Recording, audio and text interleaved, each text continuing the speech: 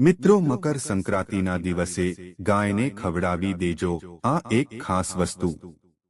તમામ મુશ્કેલીઓ દૂર થશે અને ઘરમાં સુખ, શાંતિ અને સમૃદ્ધિ હંમેશા બની રહેશે. મિત્રો, જ્યારે સૂર્ય એક રાશિમાંથી બીજી રાશિમાં પ્રવેશ કરે છે ત્યારે જ્યોતિષશાસ્ત્રમાં આ ઘટનાને સંક્રાંતિ કહેવામાં આવે છે. સંક્રાંતિ દર મહિને આવે છે, પરંતુ પોષ મહિનાની મકર સંક્રાંતિ સૌથી મહત્વની છે, કારણ કે આ દિવસે પૂનમ પણ છે. આવો અદ્ભુત અને દુર્લભ સંયોગ ઘણા વર્ષો પછી આવ્યો છે. આ દિવસે સૂર્ય ધનુ રાશિ છોડીને મકર રાશિમાં પ્રવેશ કરે છે. તેથી જ તેને મકર સંક્રાંતિ કહેવામાં આવે છે. તો ચાલો જાણીએ કે વર્ષ 2025માં મકર સંક્રાંતિ ક્યારે છે અને આ દિવસે ગાય માતાને કઈ એવી વસ્તુ છે જે કોઈ પણ સંજોગે ખવડાવવાની છે. અને તે કઈ ભાગ્યશાળી રાશિઓ છે જેમનું જીવન આ મકર સંક્રાંતિ પછી સંપૂર્ણપણે બદલી જશે, સાથે દેવી લક્ષ્મીના આશીર્વાદથી તેમનું ભાગ્ય ચમકશે. મિત્રો, આ વર્ષે 14 જાન્યુઆરી 2025ના રોજ મકર સંક્રાંતિ ઉજવવામાં આવશે. આ દિવસે પવિત્ર નદીમાં સ્નાન કર્યા પછી સૂર્ય ભગવાનની પૂજા કરવાવાળાને સ્વાસ્થ્ય, ધન, સુખ, સમૃદ્ધિ અને શાશ્વત પુણ્ય મેળવે છે. સમગ્ર ભારતમાં મકર સંક્રાંતિનો તહેવાર ખૂબ જ ધામધૂમથી ઉજવવામાં આવે છે. મકર સંક્રાંતિના દિવસે સૂર્ય પોતાના પુત્ર શનિની રાશિમાં પ્રવેશ કરે છે. એવી માન્યતા છે કે મકર સંક્રાંતિના દિવસે કાળા તલને પાણીમાં નાખવામાં આવે છે અને તેમાં ગંગાજળ ભેળવીને સ્નાન કરવાથી કુંડળીના ગ્રહ દોષ દૂર થાય છે અને સૂર્ય અને શનિ બંનેની કૃપા મળે છે. મકર સંક્રાંતિના દિવસથી સૂર્ય ઉત્તર દિશા તરફ જાય છે. આ સમયગાળા દરમિયાન સૂર્યનું તેજ વધે છે. આ જ કારણ છે કે મકર સંક્રાંતિ પર સૂર્યની ઉપાસના કરવાથી માન સન્માન, સંપત્તિ અને સ્વાસ્થ્ય લાભ મળે છે. કહેવાય છે કે જેઓ આ દિવસે ગોળ, અન્ન, વસ્ત્ર, કાળા તલ વગેરેનું દાન કરે છે તે મોક્ષ પ્રાપ્ત કરે છે. મકર સંક્રાંતિને પૃથ્વી પર સારા દિવસોની શરૂઆત માનવામાં આવે છે. સૂર્યની ઉત્તરાયણ એ દેવતાઓના સારા દિવસોની શરૂઆત દર્શાવે છે. ધાર્મિક માન્યતાઓ અનુસાર મકર સંક્રાંતિના દિવસે સ્વર્ગના દરવાજા ખુલે છે. તેથી આ દિવસે કરવામાં આવેલ દાન અન્ય દિવસોમાં કરવામાં આવતા દાન કરતાં વધુ ફળદાયી હોય છે. આ દિવસે પોંગલ તહેવાર પણ ઉજવવામાં આવે છે. વાસ્તવમાં 14 જાન્યુઆરીના દિવસે એટલે કે મકર સંક્રાંતિના દિવસે જો તમે ઉપાય કરશો તો ચોક્કસમાં લક્ષ્મીની કૃપા તમારા પર રહેશે અને તમે ધનવાન બની જશો. મિત્રો, અમે જે ઉપાય તમને જણાવીએ છીએ તે અવશ્ય કરી લેજો. તો મિત્રો, મકર સંક્રાંતિના દિવસે ચૂપચાપ આ નાની વસ્તુ ગાયને ખવડાવવાથી ગરીબ પણ કરોડપતિ બની જશે અને તમામ પરેશાનીઓ અને પીડાઓમાંથી મુક્તિ મેળવશે. મૃત્યુદંડ, પૂર્વજોનો શ્રાપ તરત જ સમાપ્ત થશે. તમારા અન્ન અને ધનના ભંડાર હંમેશા ભરપૂર રહેશે. તમે કહી શકો કે તમારી 7 પેઢી રૂપિયા પૈસા પર રાજ કરશે. તમામ દુઃખ, પીડા કે સંકટ દૂર થઈ જશે અને બધી ખુશીઓ તમારા ચરણોમાં આવશે. જો તમે આ નાની અને ખાસ વસ્તુ ચૂપચાપ ગાયને ખવડાવશો તો તમારા જીવનમાંથી ગરીબી તરત જ દૂર થઈ જશે. કહેવાય છે કે આ વસ્તુ વ્યક્તિને રંકમાંથી રાજા બનાવી દે છે. કારણ કે ગાય માતા 33 કરોડ દેવી દેવતાઓને ધારણ કરે છે. ગાય માતાની કૃપાથી વ્યક્તિના ઘરમાં ક્યારેય અન્ન, ધન અને કપડાની કમી નથી રહેતી. વ્યક્તિના ઘરમાં ધનનો ભંડાર ભરેલો રહે છે. વ્યક્તિના જીવનમાંથી ગરીબી તરત જ ખતમ થઈ જાય છે.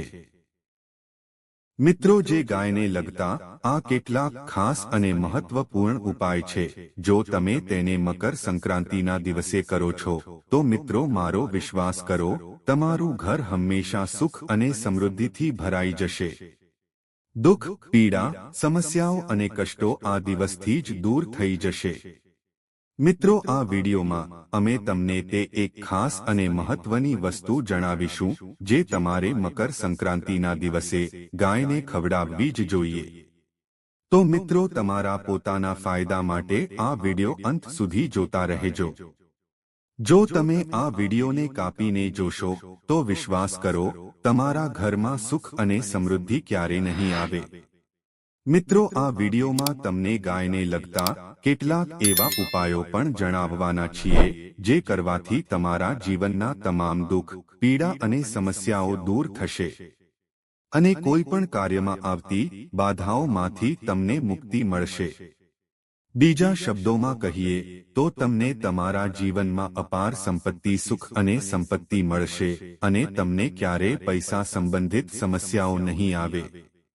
તમારી આર્થિક સ્થિતિ મજબૂત બનશે, તમે ધન પ્રાપ્તિ માટે લાયક બનશો અને તમારું ઘર હંમેશા અન્ન અને ધનથી ભરેલું રહેશે.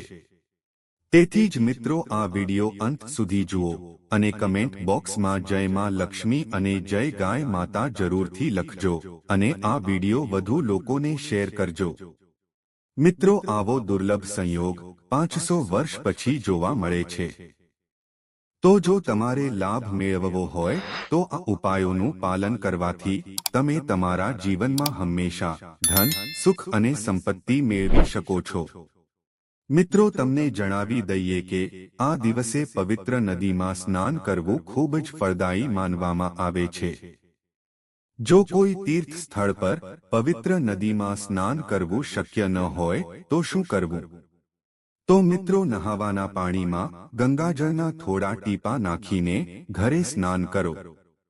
જ્યારે તમે સ્નાન વગેરે પૂર્ણ કરી લો છો તો સૌપ્રથમ તમારા ઘરના પૂજા સ્થળને સાફ કરો અને ત્યાં પૂજા કરો. પછી પિંડ દાન કરો. તમારા દ્વારા બનાવેલ અન્નનું દાન કરો. તમે કપડાનું દાન ચોક્કસપણે કરો, કારણ કે મકર સંક્રાંતિના દિવસે દાન કરવાથી બધી જ મનોકામનાઓ પૂર્ણ થાય છે. મકર સંક્રાંતિ એ ખાસ કરીને પૂર્વજોની પૂજા માટે ખૂબ જ શુભ દિવસ છે. મકર સંક્રાંતિના દિવસે પિંડનું દાન કરવાથી પિતૃઓની આત્માને શાંતિ મળે છે અને તેઓ મોક્ષની પ્રાપ્તિ કરે છે. અને તમને જણાવી દઈએ કે આ વખતે પિતૃ પૂજાની સાથે સાથે આ દિવસે હનુમાનજી, મંગળ દેવતા અને ભગવાન શનિદેવની પણ પૂજા કરવામાં આવે છે.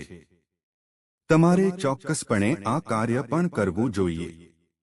મિત્રો, તમને જણાવી દઈએ કે જો તમે આ દિવસે ભગવાન હનુમાન અને મંગળ ગ્રહના ભગવાન શનિદેવની પૂજા કરો છો તો મંગળ ગ્રહના કારણે થતા તમામ દોષ પણ દૂર થઈ જાય છે.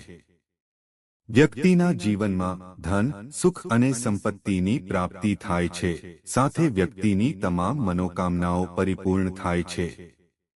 મિત્રો, મકર સંક્રાંતિનો દિવસે તમે એક ઉપાય અવશ્ય કરો. મિત્રો, ગાયનો ખાસ ઉપાય જણાવતા પહેલા અમે તમને એક બીજો ખાસ ઉપાય જણાવીએ જે ઉપાય પણ તમારે અવશ્ય કરવો જોઈએ.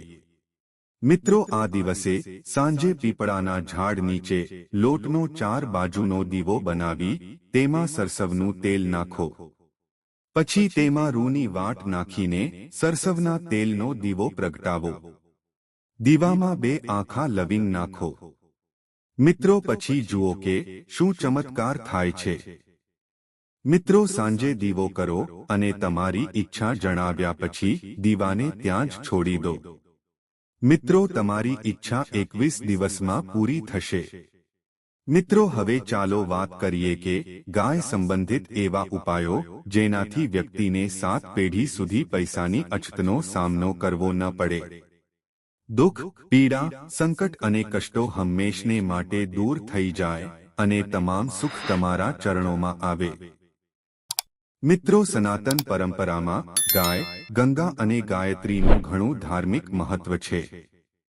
એવું માનવામાં આવે છે કે માતા ગાયના શરીરમાં 33 કરોડ દેવી દેવતાઓનો વાસ છે. જે લોકો ગાય માતાની પૂજા કરે છે, આ બધા દેવી દેવતાઓની કૃપા આપણા પર વરસે છે. ગાયની સેવા કરવાથી આ જન્મના પાપ જ નહીં પરંતુ પાછલા જન્મના પાપ પણ દૂર થાય છે. મિત્રો, ગાયોના આશીર્વાદ મેળવવા માટે અઠવાડિયામાં અથવા મહિનામાં એકવાર તમારા પરિવાર સાથે ગૌશાળાની મુલાકાત લેવાનો નિયમ બનાવો અને ત્યાંની ગાયોને લીલો ચારો ખવડાવો. તમને શુભ ફળ મળશે. અને સાથે જ ગાયની સેવા અને ગાયની પૂજાથી નવગ્રહો શાંત થાય છે અને તેનાથી સંબંધિત દોષો દૂર થાય છે. ઉનાળામાં માતા ગાયને પાણી આપો અને શિયાળામાં માતા ગાયને ગોળ ખવડાવો. ધ્યાનમાં રાખો કે ઉનાળામાં ગાયને ગુઢિયા એક પ્રકારની મીઠાઈ આપવામાં આવે છે. મિત્રો, ગાય માતા સાથે સંકળાયેલા ઘણા શુભ અને અશુભ સંકેતો છે. ઉદાહરણ તરીકે, જો દૂધ પીતી વખતે ગાય ઠોકર ખાય અને બધું દૂધ છલકાઈ જાય તો તેને શુભ સંકેત માનવામાં આવે છે. જો કોઈ યાત્રા પર જઈ રહ્યું હોય અને તેની સામે ગાય તેના વાહડાને ચાટતી જોવા મળે તો તમે જે યાત્રા માટે નીકળ્યા છો તે ચોક્કસ સફળ થશે અને જે લક્ષ્ય માટે તમે નીકળ્યા છો તે ચોક્કસ સિદ્ધ થશે. તેમજ દિવસના સમયે ડાબી બાજુ ગાયનો અવાજ સાંભળવો શુભ માનવામાં આવે છે. મિત્રો, ગાય સાથે ભૂલથી પણ ખરાબ વર્તન ન કરો, નહીં તો તમે ઘોર પાપ કરશો અને તમને આજીવન મુશ્કેલીઓ વેઠવી પડશે. ગાય સંસ્કૃતિનો મહત્વનો ભાગ છે, તો પછી લોકો ગાય સાથે ખરાબ વર્તન કેવી રીતે કરે છે? ગાયો પીડામાં ભટકતી રહે છે. લોકો તેમને પૂરતો ઘાસચારો પણ આપતા નથી. ગાયો જ્યાં સુધી દૂધ આપતી રહે છે ત્યાં સુધી તેનું ધ્યાન રાખવામાં આવે છે. અને જેમ તે દૂધ આપવાનું બંધ કરે છે, લોકો તેમને તેના નસીબના ભરોસે છોડી મૂકે છે, તેમને દોષ આપે છે અને તેઓને રસ્તા અને શેરીઓમાં ભટકવા માટે છોડી દેવામાં આવે છે. આવી સ્થિતિમાં કેટલાક લોકો ઢોરોને લાકડીઓ વડે મારતા હોય છે, કેટલાક તેમના પર પાણી નાખે છે, ક્યારેક વાહનોની અડફેટે આવી જાય છે, તો ક્યારેક આ ગરીબ ગાયો બીમારીના કારણે મૃત્યુ પામે છે. આવી સ્થિતિમાં તમારે એ જાણવાની જરૂર છે કે શાસ્ત્રોમાં ગાય વિશે શું કહેવામાં આવ્યું છે, કે તમારે ગાય સાથે કેવું વર્તન કરવું જોઈએ. મિત્રો, ગાયને ક્યારેય મારવી જોઈએ નહીં. શાસ્ત્રોમાં ગાયને માતાનો દરજ્જો આપવામાં આવ્યો છે. જે ગાયને મારી નાખે છે તેને વર્ષો સુધી નરક ભોગવવું પડે છે. તેને પાપનો ભાગીદાર માનવામાં આવે છે. આગલા જન્મમાં તે પ્રાણી તરીકે જન્મે છે. મિત્રો, એક કથા એવી છે કે જ્યારે ગૌતમ ઋષિએ ભૂલથી ગાયને લાકડી વડે માર્યો હતો, જેના કારણે ગાય મરી ગઈ હતી અને આ પાપમાંથી મુક્તિ મેળવવા માટે તેણે વર્ષો સુધી તપસ્યા કરવી પડી હતી.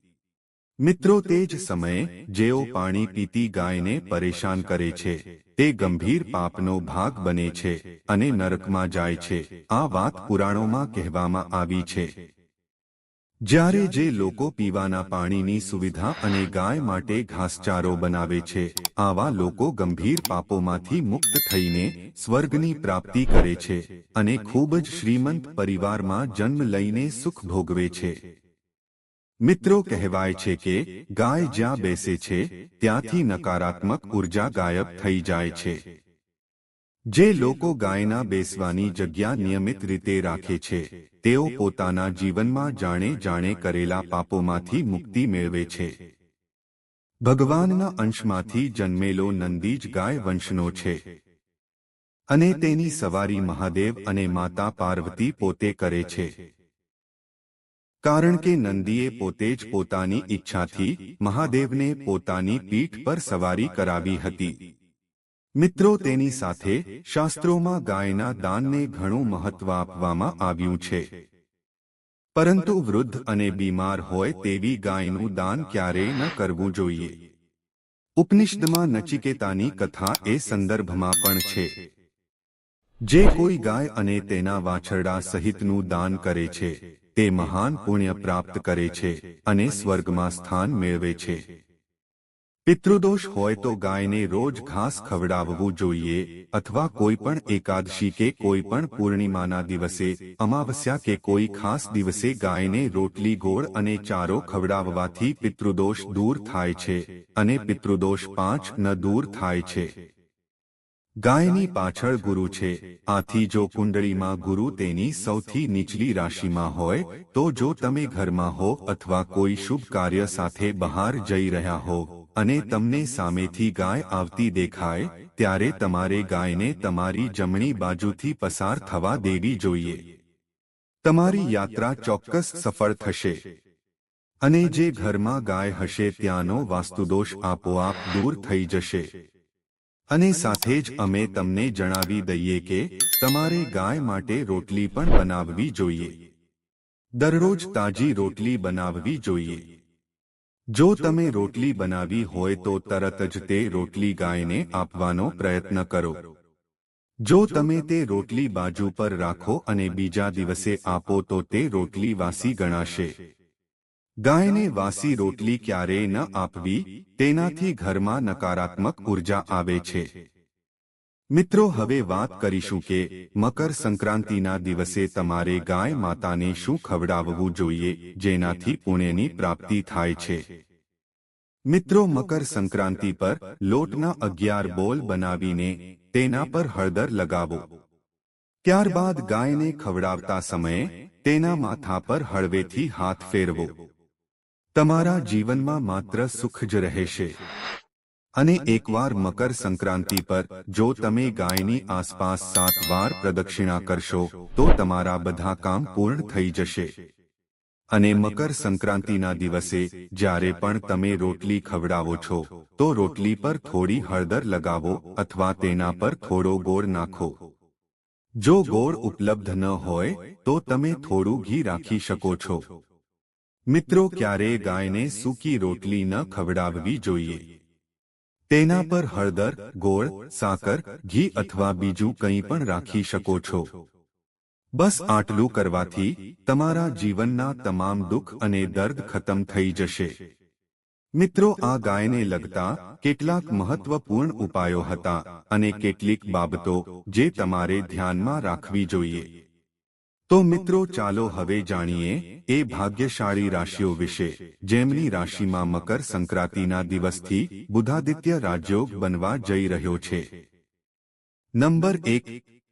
મિત્રો, મકર રાશિના લોકોને જણાવી દઈએ કે બુધાદિત્ય રાજયોગની રચના મકર રાશિના લોકો માટે અનુકૂળ સાબિત થઈ શકે છે.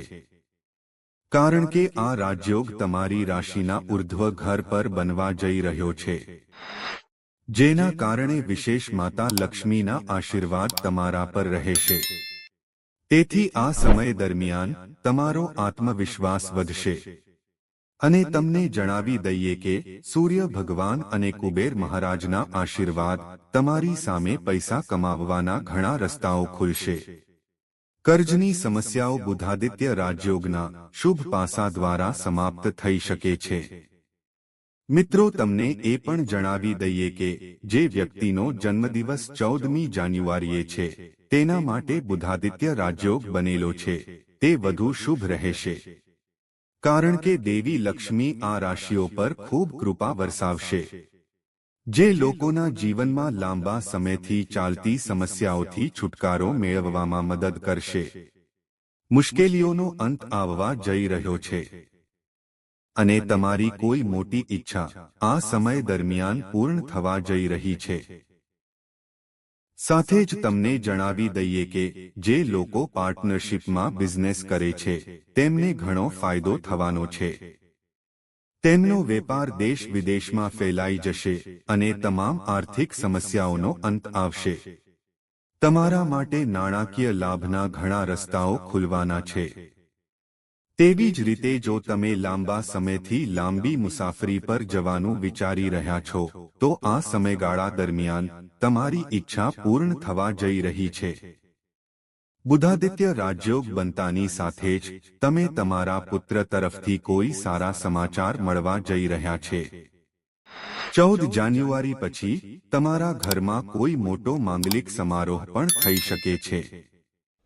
જાન્યુઆરી મહિનામાં જે વ્યક્તિના લગ્ન થઈ રહ્યા છે તેમને માં લક્ષ્મીની કૃપા પ્રાપ્ત થશે. તેનાથી તેમના જીવનમાં પ્રેમની સંવાદિતા વધશે. વ્યક્તિ લાંબા સમયથી પોતાનું વાહન અથવા કાર ખરીદવાનું વિચારી રહ્યા છે.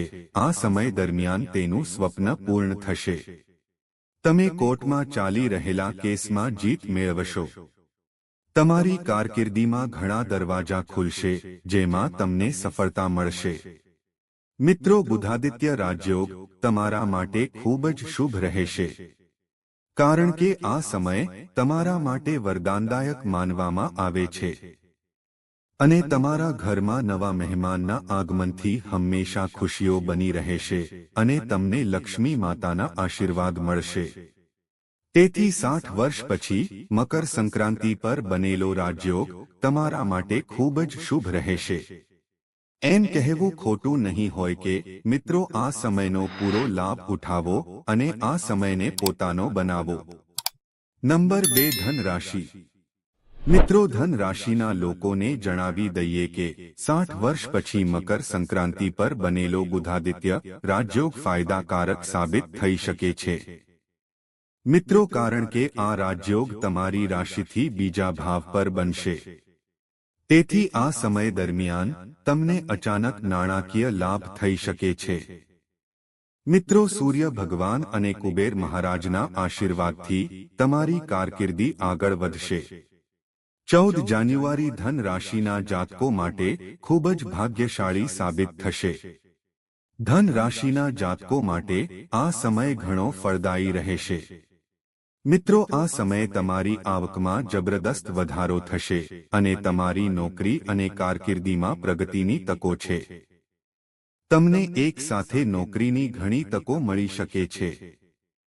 મિત્રો, તમને જણાવી દઈએ કે તમને નોકરીમાં પ્રમોશન મળશે અને તમારા બોસ તમારા ખૂબ વખાણ કરશે. ભાગ્ય સંપૂર્ણ રીતે તમારી સાથે રહેશે. તમને આ લાભ મળશે જેના કારણે તમે તમારી આર્થિક સ્થિતિમાં ઘણો સુધારો જોશો. તમને સન્માન મળશે અને તમે કોઈ ખાસ પ્રોજેક્ટમાં સફળ થશો. તમને ભાગ્યનો પૂરો સાથ મળશે. મિત્રો, આ સાથે તમને જણાવી દઈએ કે તમે પ્રવાસ પર જઈ શકો છો. તમારા જીવનમાં ઘણી ખુશીની ક્ષણો દસ્તક આપી શકે છે.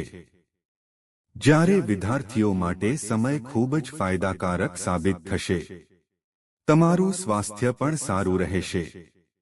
લગ્ન જીવનમાં માત્ર આનંદ જ રહેશે. બુધાદિત્ય રાજયોગ તમારા ભાગ્યમાં વધારો કરશે અને ધાર્મિક કાર્યમાં તમારી રુચિ વધશે. કોર્ટમાં ચાલી રહેલા કેસમાંથી તમને રાહત મળશે. આધ્યાત્મિક કાર્યમાં તમારી રુચિ વધશે. ધન રાશિના જાતકો માટે ઇચ્છિત નોકરી મેળવવાની તકો ઊભી કરી રહ્યો છે.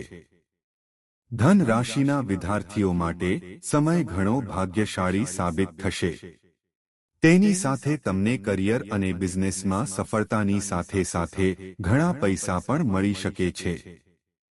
ધન રાશિના જાતકો માટે બુધાદિત્ય રાજયોગ ખૂબ જ શુભ છે. એમ કહેવું ખોટું નહીં હોય કે આ સમય તમારા માટે ઘણો લાભદાયી રહેશે. મિત્રો, આ સમયનો પૂરો લાભ ઉઠાવો અને તમારો સમય જવા ન દો, કારણ કે તેનાથી તમને ઘણો ફાયદો થશે.